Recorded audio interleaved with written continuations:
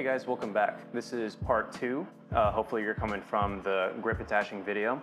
This time around, we're gonna go ahead and attach one of our guides. We're just gonna do a simple guide wrapping. I'm gonna show you how to prep and then actually wrap it with thread.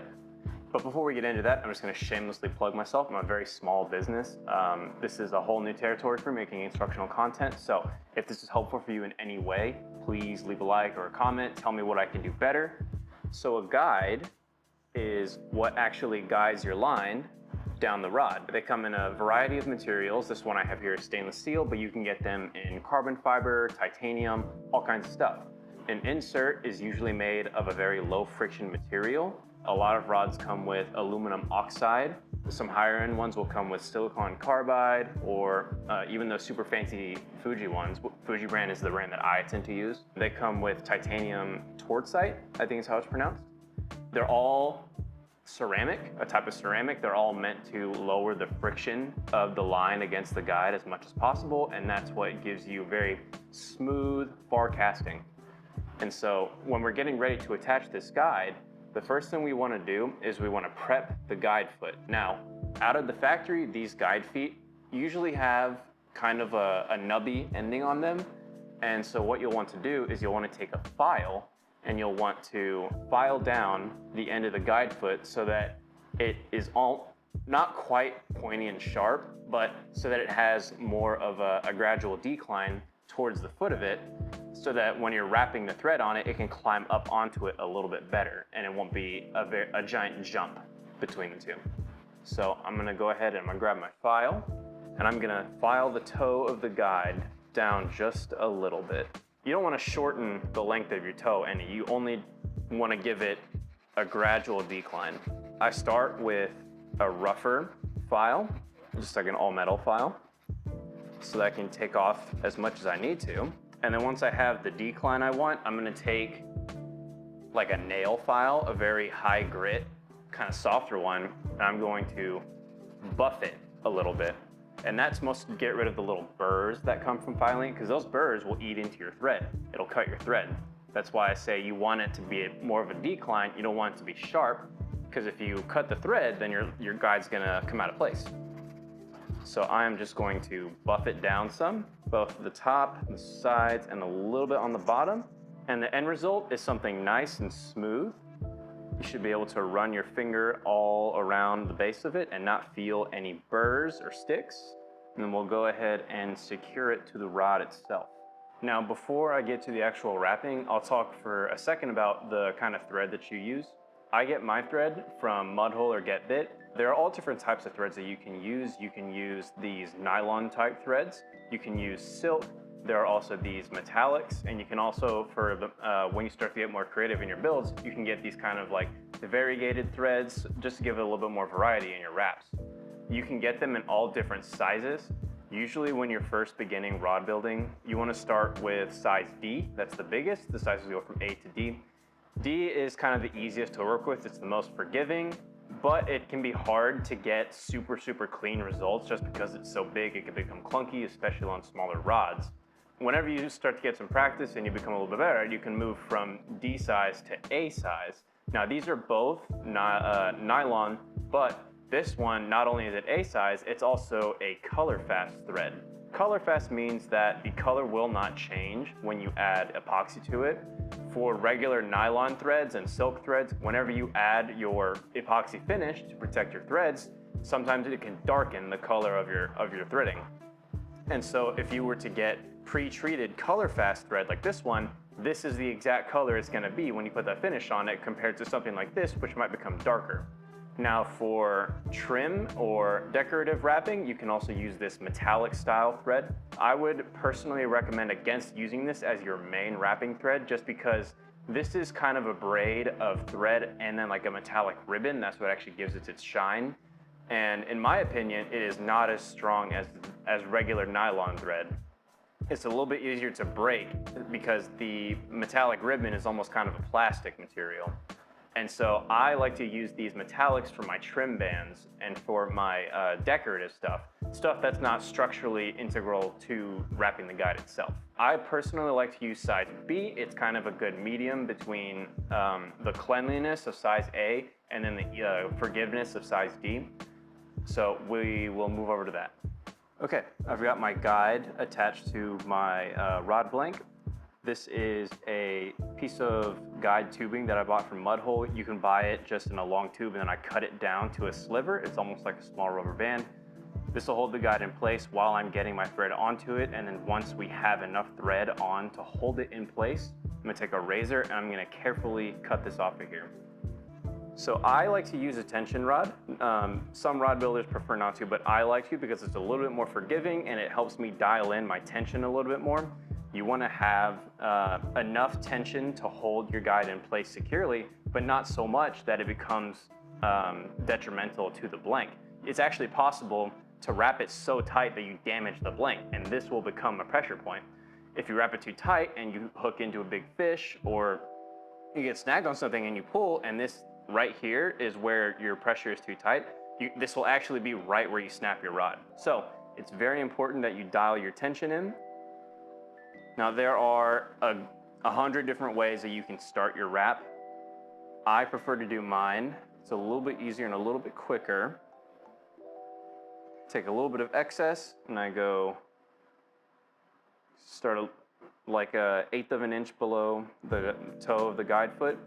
I go 1, 2, 3, and then from there I will, as I'm holding it down in place, guide the feeder length over it, and the tension of this will actually hold the foot in place. But just for extra security, so that this doesn't backlash and like come loose and hit me in the face, I like to hold down my finger until I start actually spinning. And I have a little bit of tag in, and I'm just going to follow it with my finger for a sec, and now that wrap is kind of securely in place. There we go. Make sure I'm not going to trap any dust under there. And then you can use your fingernail, or you can use a burnishing tool to do what's called packing your threads as you wrap. Now what this does is it pushes the coils of your wrap closer together. That's going to strengthen your overall wrap because you'll get more wraps per length as you go down the guide foot. What that means is that you will essentially have more thread holding the guide in place. You don't want to have it very spread out to where you can see in between your wraps. You want to have it as tight as possible, tight in between your wraps as possible, not tight on the blank as possible. We just talked about tension. But you want to pack it as much as possible to get as many wraps as possible around that guide foot. And now we're climbing up onto the guide foot, and you can see this is where you can see how it's important to file that guide foot down. Now we'll get a smooth transition when we actually start climbing up the guide foot. There we go, and I'm just gonna stop every few turns and make sure I pack. And then once we have a good amount on there, I like to shave off the tag end. There we go. And then the rest of that tag end will be hidden underneath this wrap. We're just gonna keep climbing up here. Watch very carefully, make sure you don't form any gaps in between your wraps. Okay, so what I'm gonna do here is I'm going to very carefully just use a nice sharp razor to cut that rubber band off. You wanna make sure you don't scratch the blank. If you scratch the blank with your razor, that becomes a weak point and your blank will likely break there under tension.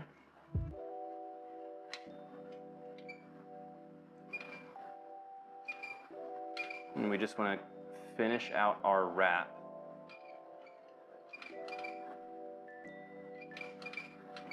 And continue to pack it.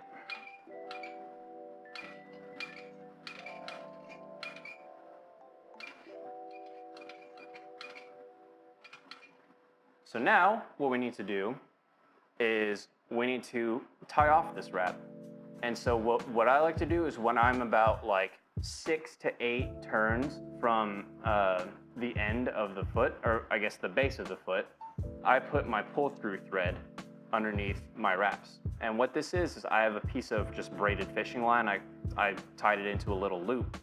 And what this is gonna do is we're going to tuck it under here and leave a loop on the end so that when we finish out our wrap, 1, 2, 3, 4, 5, 6. There we go, make sure we pack that. So now we have our loop still sticking out of here. What I'm gonna do is I'm gonna put my finger on my wrap to make sure I maintain tension. I'm gonna cut my thread. I'm gonna take the tag end of my thread. I'm gonna feed it through this loop. And now once I have tension on here, I'm gonna let go with my finger, grab my pull through, and I'm gonna pull it until I pin our thread right there. You can see that is holding our thread in place. And then I'm gonna pull this through completely. And so I'm gonna put my finger here again, make sure I maintain tension in that one spot. This is above the wrap from where my pull-through thread is. I'm gonna grab my pull-through. I'm gonna, as the name suggests, pull it on through. And so now, all we have is this tag end poking out.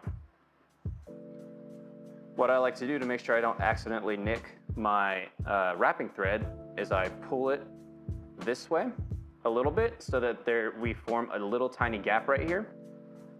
And then we're going to very carefully parallel to your blank, bring our razor up here. I'm going to pull the thread along the razor so that I cut it very cleanly and softly.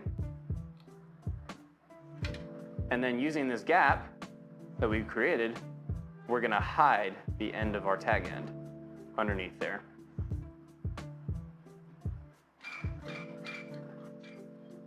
And there it is. It's nice and tucked under there, nice and safe.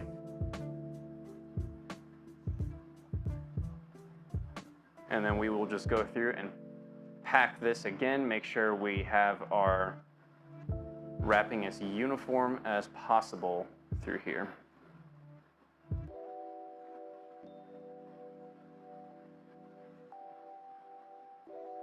And that is the basic of how to wrap a guide and attach it to your blank.